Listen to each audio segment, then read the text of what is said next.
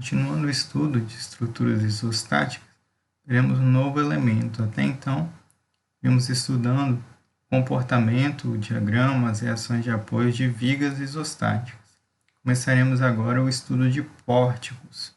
O que seria um pórtico? Muitas pessoas conhecem por pórticos aquele portal quando se chega em uma cidade, principalmente turística. Aqui o exemplo do pórtico da cidade de Gramado, de Arraial do Cabo, aqui uma cidade um pouco mais simples, mas as pessoas conhecem esse elemento como um pórtico.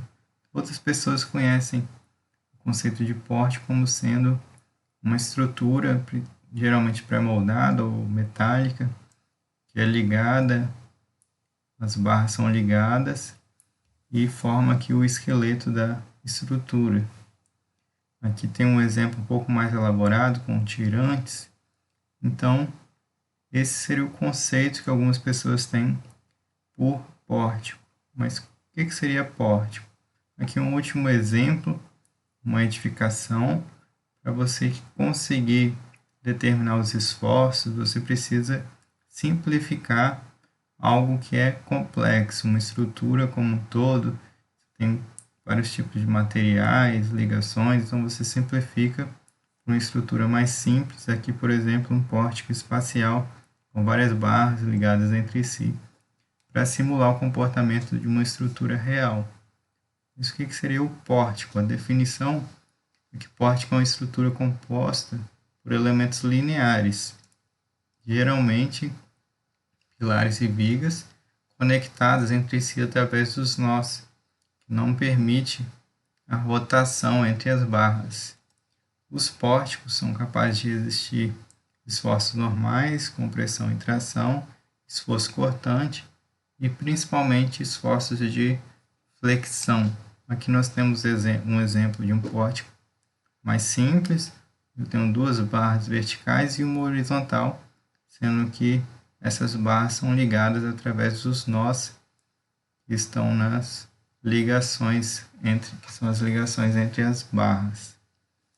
Como que eu posso determinar os esforços? Os esforços são os mesmos que em vigas: cisalhamento, esforço cortante, esforço de compressão e tração, que são esforços normais, e os esforços de flexão.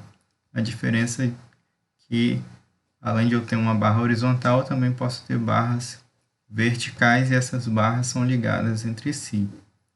Os apoios, nós temos os mesmos tipos de primeiro, segundo e terceiro gênero. Posso ter no meu pórtico para ser isostático. A somatória das restrições, no caso, para um apoio de terceiro gênero seria 3, de segundo 2, primeiro 1, somando na estrutura que eu tenho, precisa ser igual ao número das equações da estática para ser um pórtico isostático.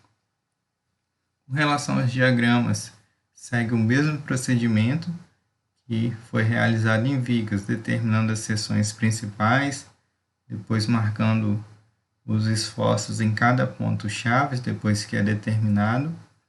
Convenção de sinal: o que é positivo fica para fora do pórtico, negativo para dentro. Isso nós veremos com mais calma e vai ficar um pouco mais fácil de entender nos exemplos. Os esforços normais são ligados através de linhas retas, o esforço cortante também, e as retas passam a ser inclinadas quando eu tenho carga distribuída.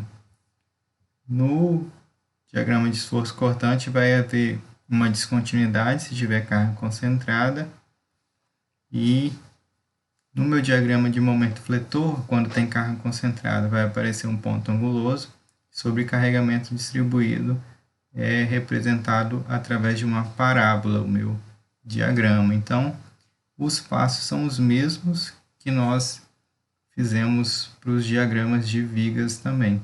Então, nos exemplos vai ficar mais fácil de entender.